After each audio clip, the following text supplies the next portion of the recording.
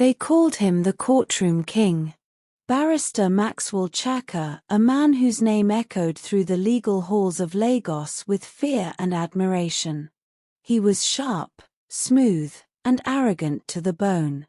Clients begged for his time, junior lawyers trembled in his presence, and the press followed him like he was royalty. But behind that winning smile was a man who believed he could get away with anything. And he almost did. Until she walked in. She didn't look like trouble.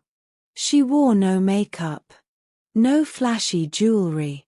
Just black. Simple and silent, like grief wrapped in skin. Her name was Ifema Ease. The widow of Daniel Ease, the man whose case Maxwell had just closed. A corruption scandal that had ended as quickly as it began, and with a body in a prison cell. "I want to reopen the case," she said calmly. Maxwell laughed. Loud and dismissive.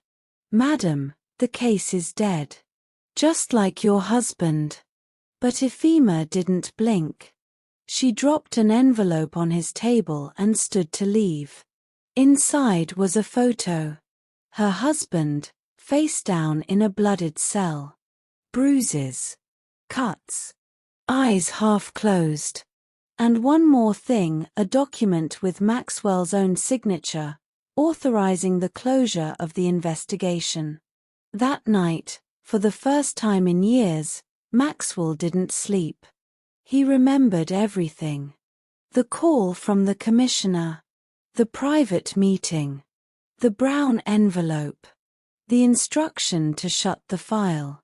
The disappearing evidence. The report that never made it to court. Daniel was never meant to walk free. He was meant to disappear, and he did. But now, his wife had returned. And she wasn't just grieving. She was building a case. Rumors began to spread. An anonymous donor funding her legal team. A police officer in hiding. Files that were thought to be burned suddenly reappearing.